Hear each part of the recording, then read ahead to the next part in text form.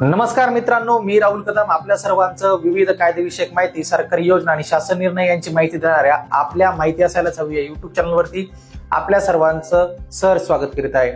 मित्रांनो, वेगवेगळ्या प्रकारच्या मालमत्ता या मूळ गावठाण हद्दीत येत नसतानाही ग्रामसेवकांनी गाव नमुना नंबर 8 मध्ये मूळ गावठाणमध्ये असल्याचे दाखवून प्रमाणपत्र देतात आणि अशाच प्रमाणपत्रावरून आजपर्यंत विविध शहरांना लागून असलेल्या गावांमध्ये हजारो मिळकतींची नोंदणी झाली असल्याचा धक्कादायक प्रकार हा समोर आला आहे।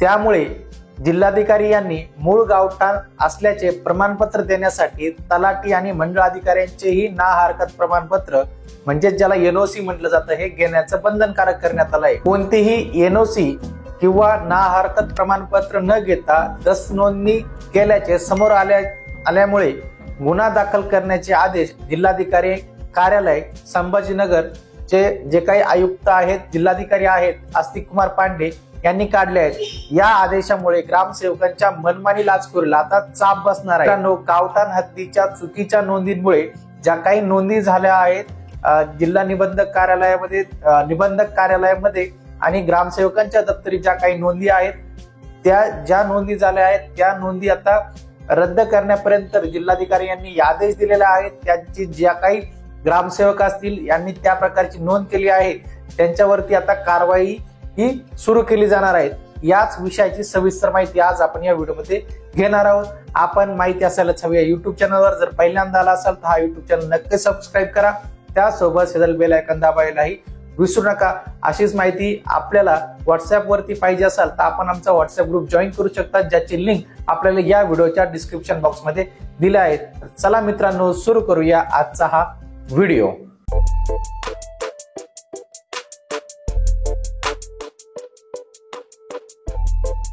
मित्रांनो, नोंदणी अधिनियम 1908 चे कलम 17 व 18 नुसार दुय्यम निबंधक कार्यालयात स्थावर मालमत्तेचे दस्त नोंदणीसाठी दाखल झालेल्या महसुली गावातील ग्रामपंचायतीच्या मूळ गावठाण हद्दीतील दस्त नोंदणी करताना अधिकारी महाराष्ट्र नोंदणी नियम 1961 चे नियम 44 नुसार संबंधित ग्रामपंचायतीचे ग्राम विकास अधिकारी असतील किंवा ग्रामसेवक यांनी निर्गमित केलेल्या मूळ गावठाण हद्दीतील असल्याचे प्रमाणपत्र तसेच नमुना नंबर 8 कर आकारणी पत्रक जोडून दस्ताची नोंदणी ही दुय्यम निबंधक कार्यालयात केली जाते।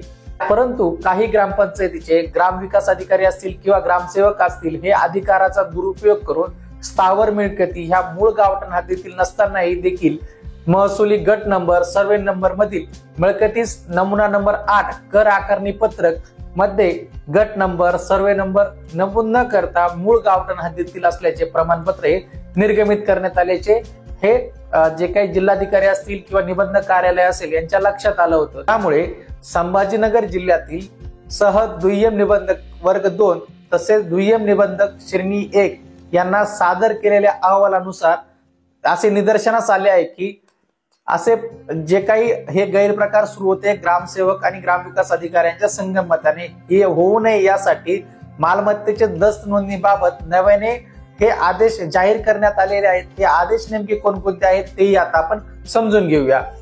संभाजीनगर जिल्ह्यातील सर्व सहाय्यक दुय्यम निबंधक व दुय्यम निबंधक यांना निर्देशित करण्यात येते की कोणत्याही भूखंडाची निवासी वाणिज्य औद्योगिक इत्यादी खरेदी विक्री प्रकरणात दुय्यम निबंधक यांना महाराष्ट्र जमीन महसूल अधिनियम 1966 कलम 44 मध्ये जे काही नमूद केलेला आहे आकृषक आदेशाची भारतीय पुरावा अधिनियम 1872 चे कलम 76 नुसार संबंधित कार्यालयातील प्रमाणित प्रत व अंतिम मंजूर रेखांकन नकाशा याची साक्षांकित प्रत दस्ताचा भाग करून दस्ताची नोंदणी करावी।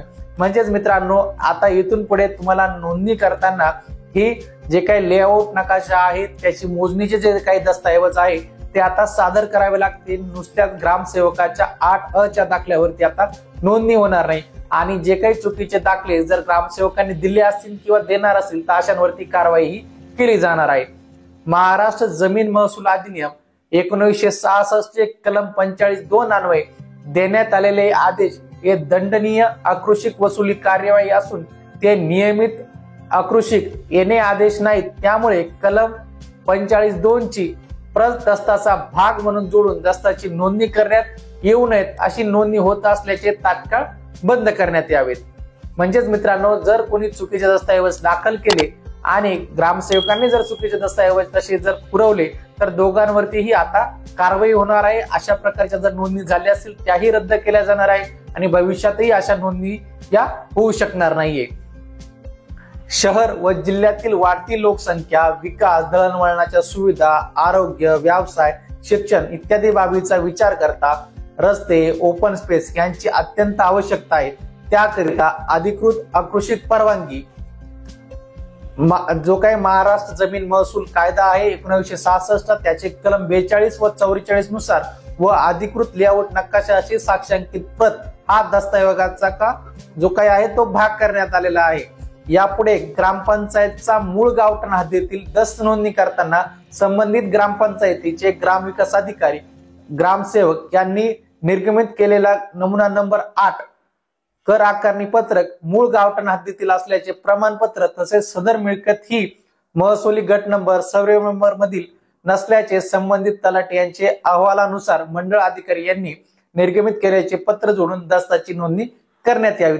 म्हणजेच मित्रांनो, आता येथून पुढे कोणतीही दस्त नोंदणी होत असताना खास करून गावठाणा शेजारील जागेची तर ही जी काही नोंद आहे ती ग्रामपंचायतीच्या किंवा ग्रामसेवक यांनी दिलेल्या 8 प्रमाणपत्रावरती न होता ज्यावरती सर्वे नंबर, गट नंबर असेल आणि तलाट्यांकडून तसं पत्र जर जोडण्यात आलं असेल अशाच दस्तांची आता दस्त नोंदणी ही होणार आहे. संभाजीनगर जिल्ह्यातील सहाय्यक दुय्यम निबंधक यांना असे आदेश देण्यात येत आहेत की संबंधित ग्रामपंचायतीच्या ग्रामविकास अधिकारी, ग्रामसेवक यांना महसुली गट नंबर तसेच सर्वे नंबर मधील भूखंडास मूळ गावठाण हद्दीत असल्याचे प्रमाणपत्र निर्गमित करून नमुना नंबर 8 आकारणी पत्रक मध्ये गट नंबर, सर्वे नंबर नमूद केले नसल्याचे निदर्शनास आल्यास अशा ग्रामसेवकांवरती नोंदणी अधिनियम 1908 चे कलम 82 अन्वये अपराध केल्याबद्दल कलम 83 नुसार नोंदणी महानिरीक्षक व मुद्रांक नियंत्रण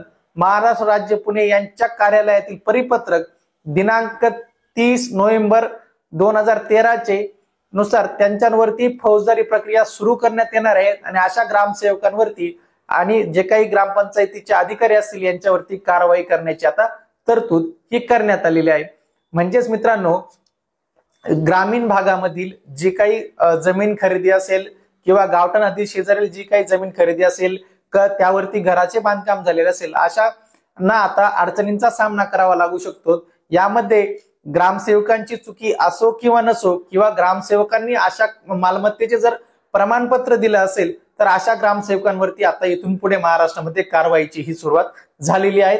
याच कारवाईची सुरुवात संभाजीनगर जिल्ह्यापासून जरी झाली असेल तर हा कायदा आणि यातील सर्व नियम हे महाराष्ट्रभर लागू होऊ शकतात आणि लागू होतील, कारण की कायदा हा सर्वांना समान असतो. यामध्ये कुठल्याही जिल्ह्याचं बंधन नसतं. याची जरी सुरुवात संभाजीनगर पासून झाली असेल तरी हा आपल्या जिल्ह्याचं दार हे केव्हाही ठोठावू शकतात. म्हणजेच मित्रांनो, आता ज्यावेळेस तुम्ही गावातील गावठाणा हद्दीतील जर आपलं जागा मालमत्तेची नोंद करत असाल आणि त्यावरती जर घराचं, दुकानाचं किंवा वाणिज्य कुठलंही जर बांधकाम करत असाल तर ज्यावेळेस आपण याची नोंद दुय्यम निबंधक कार्यालयात करणार असाल त्यावेळेस फक्त गाव नमुना नंबर 8 वरती आता होणार नाही. तर याकरता आपल्याला संबंधित तलाठी आणि मंडळ अधिकारी यांच्या प्रमाणपत्राची ही गरज आता इथून पुढे पडणार आहे. तर मित्रांनो, जो काही हा आदेश आपण आज बघितला हा आपल्याला आदेश जनतेच्या भल्यासाठी आहे की कसा आहे आणि यातून सरकारची फसवणूक ज्या पद्धतीने ग्रामसेवक यांनी संगनमत करून जी केली आहे तर याबद्दल आपल्याला काय वाटतं? अशा ग्रामसेवकांवरती कारवाई व्हायला हवी की नको याविषयी आपलं जे काही मत असेल ते कमेंट बॉक्स मध्ये नक्की सांगा. त्यासोबतच आपण विविध जमीन, मालमत्ता आणि कायदेविषयक माहिती घेऊन येण्याचा प्रयत्न हा करत असतो. आपण माहिती असायलाच हवी आहे. युट्यूब चॅनलवर जर पहिल्यांदा आला असाल तर हा युट्यूब चॅनल नक्की सबस्क्राईब करा. त्यासोबत शेजारी बेल आयकॉन दाबायलाही विसरू नका. अशीच माहिती आपल्या व्हॉट्सअप आणि टेलिग्राम वरती मिळवण्यासाठी आमचे ग्रुप नक्की जॉईन करा, ज्याची लिंक आपल्याला ह्या व्हिडिओच्या डिस्क्रिप्शन बॉक्स मध्ये दिली आहे. आपल्याला आजचा हा व्हिडिओ आवडला असेल अशी आशा करतो. भेटूया पुढील व्हिडिओमध्ये. धन्यवाद.